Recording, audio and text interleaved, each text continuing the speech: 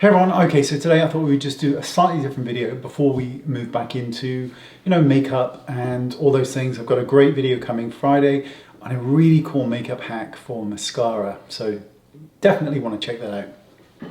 So in this one though, I wanted to just re-go over an Instagram post that I did a while ago, and I wanted to address it again because I have spoken about this issue once before, which is bladder problems. And I posted a picture of Instagram a couple of months ago of a tenor man, which is the same as the tenor lady, but for men. And they're the pads that you put in your underwear if you have any form of bladder problem or leaking or incontinence, anything like that. And I posted a picture of it on my Instagram, and there were lots and lots of very positive comments, but a lot of people were saying, this was a very brave thing to do.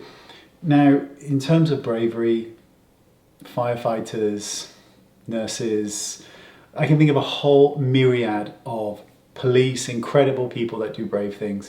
That to me wasn't brave, but it's still worth mentioning because a lot of people, I think, still feel very self-conscious about certain things when it comes to those kind of problems.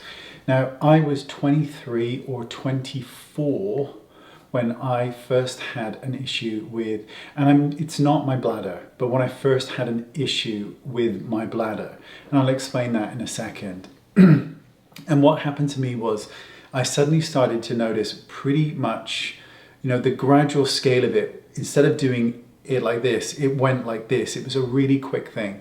And I noticed that I was needing to go to the toilet a lot, and I mean a lot. And then I was being woken up in the night 2, 3, 4, 5, 6 times a night. And then I started to have a whole other host of problems that went with it. And I was still 23 or 24 at the time. Incredible pain, all that kind of, like you were peeing out fire, just awful. And the incredible tingling sensation in the urethra itself, it was horrible.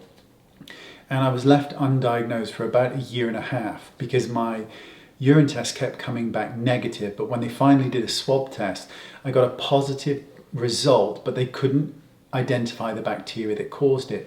And because I was in a relationship and it was a long-term one and obviously monogamous, and I was the only one affected, you could rule out anything sinister going on or STDs or anything like that.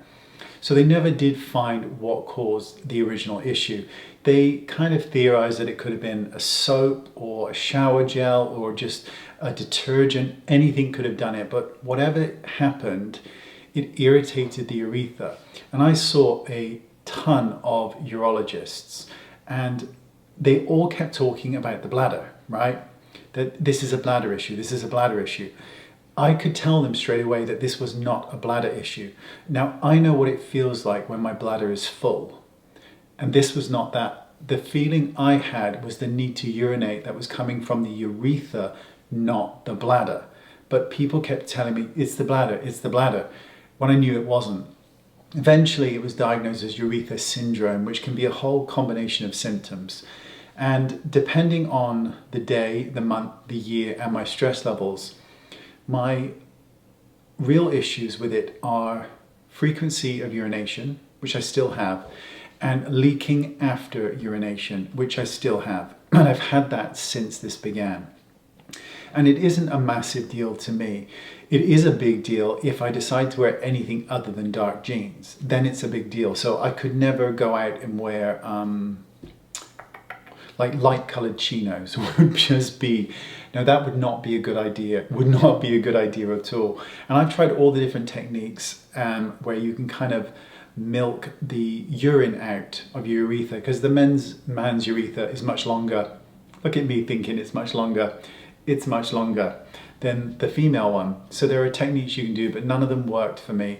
And for me personally, this isn't a massive deal, and I'm very fortunate in the fact that when it happens, and it's always after I've been to the toilet, it is a small amount. I don't actually have any incontinence issues or urinary leaking throughout the day, but it does happen after I urinate, and there's nothing I can do about that. So the pads that I mentioned, the tenor man or the tenor lady or whatever they are, if I'm going to wear something light, it's a good idea. It's protective for me. It's makes sense because I don't want there to be any accidents. I don't want to have those droplets that you can see sometimes on light colored trousers. I don't want that. So that's my option. There is nothing they can do. I've given up on urologists because what's the point? They're not going to help me. They're only going to talk about my bladder again. And I know there's nothing wrong with my bladder. I've had cystoscopies. There's nothing there. The bladder's fine. This isn't a bladder problem. It's a urethra problem. I think if more urologists would listen to patients' problems with urinary problems, things would go a lot easier and we'd have a lot more understanding of what's really going on. When somebody says they need to urinate frequently, I think it should be made very clear that this isn't a problem with the bladder if they don't feel it in the bladder. And I certainly don't. And I know many people with my same symptoms who do not feel any pain in the bladder. It is the urethra that is causing them trouble. But I wanted to share it because this is a subject that I think a lot of people are nervous to speak about and find it uncomfortable or embarrassing. I do not. I do not find that embarrassing at all. When something affects you that is out of your control, that you have no control over, why would I be embarrassed about that? I can't help any part of that at all. And if this video helps even a single person, just think, well, hang on, it's all right. This is absolutely fine. There's nothing I can do about this. Why should I be embarrassed about it? Because why should you be?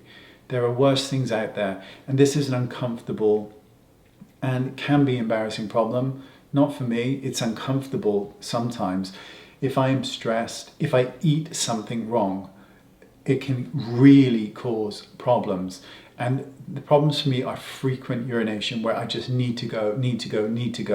I'm the kind of person that travels in my car with this little it's like a blue cylinder. It's like that big, but it like expands to that. It's in case you're stuck in an emergency and you need the toilet. I got it from Amazon.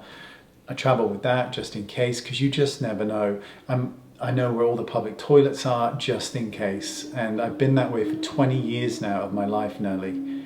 And I wish there were something I could do but there isn't. And it's worth speaking about because it is a subject, like I said, that people are uncomfortable with and feel embarrassed about. And I am not with this, not at all. But I'd love to hear if any of you have any stories with regards to similar problems, whether it's urethra syndrome or I think it's interstitial cystitis, which can sometimes be called urethra syndrome, or bladder problems or incontinence problems. I know that a lot of women after children, they can have incontinence and leaking problems. It really isn't, to me, an embarrassing topic, and I hope that it isn't to you. And if you would like to share in the comment section your experiences or cures or things that have helped make you feel better or stop some of these problems, I personally would be really, really pleased to hear it. When I get a really, really bad flare-up, there are these tablets. I think they're by a company called Waterfall. D-Manus, I think it's called. I may have said that wrong, so I apologize if I did, but they're some form of sugar that kind of binds bacteria, but they seem to help me when things are really bad. But generally, I just accept what I accept. But please leave your comments in the description because I think it really, really would help. Appreciate it, I really do. Thanks for your time. I'll see you on Friday with a hack. Bye-bye.